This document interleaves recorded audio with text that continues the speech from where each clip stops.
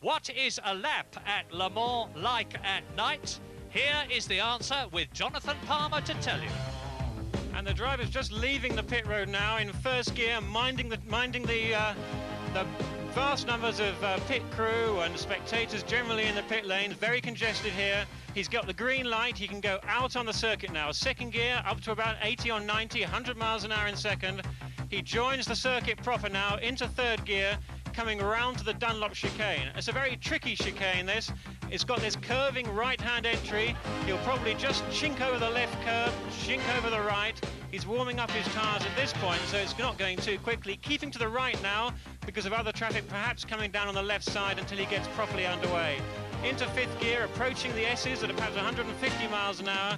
Down to third gear, left, perhaps apexing on the inside at about 110 miles an hour, chinking right, bumpy on that right side. Fourth gear before he comes up to the Tetra Rouge right-hander, a very important corner because it leads onto the main Mulsanne straight. Third gear through here, 100 miles an hour, coming out, fourth gear, fifth gear. Winding up now, the acceleration reducing slightly, but still coming up to about perhaps 215 miles an hour at this point. Braking distance is somewhere around about 200, 250 yards. That's all, from 215 miles an hour to get down to perhaps 70 for the chicane that will be coming up shortly. Just watch the hands jink around as we go through this really quite bumpy first chicane. The bright lights of the car ahead obviously showing up clearly. There's been a yellow, looks like a yellow flag there. I don't know whether somebody had gone off. Yes, there's a car on the right in the sandpit. We can just about see it there. Coming out, second gear, third gear. Now, it was along this straight that I had my major accident on the first evening, on the Wednesday evening of practice. It was just about, not quite yet, I was pulling about 215 miles an hour, and suddenly now, my car jinked left, hard into the barrier, hit for about 50 yards, got airborne for 100 yards, and finally crashed down at about this point here, with perhaps 100 yards to go before the corner, miraculously leaving me with just a broken thumb, thanks to the tremendous strength of the Porsche.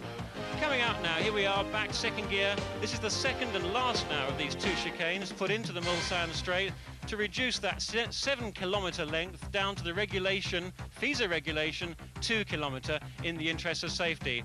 And in fact, had that not been there, I think it's highly likely that that 215 miles an hour would have been 235 for me with much more serious consequences. Down now to second gear for the Mulsanne corner.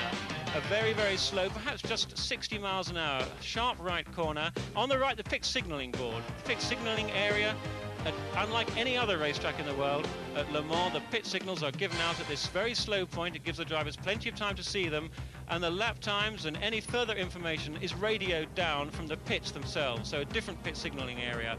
Up to fifth gear by this point, coming up towards the very, very quick Indianapolis corner, 210 miles an hour now, down to fourth gear, through this corner, perhaps at 150. It's very, very quick, then hard on the brakes. Down to third gear, balancing the car, just clipping the apex, 120 miles an hour now, hard on the power in third, into fourth.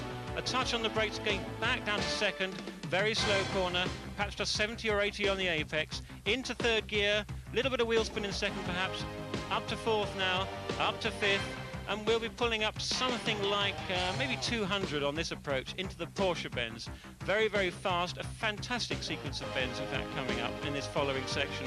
Track's a bit bumpy here, may see the car jink up and down a little bit of twitching on the steering as he fights to hold it. Down to fourth gear, flowing through here, perhaps 120, 130 miles an hour. No particular braking is required on these corners, more a question of just lifting off and squeezing the throttle down again, keeping the balance just there on the car and keeping the flow throughout the whole sequence.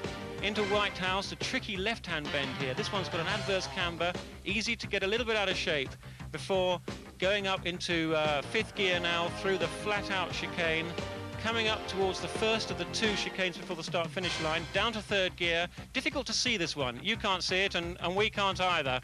Through here in third, then slowing right up down to second gear, getting very, very slow here, keeping the car delicately in line without getting out of shape. And there we are, back past the start-finish line. And now you know why racing drivers are my heroes. Over 200 miles an hour, 4 times.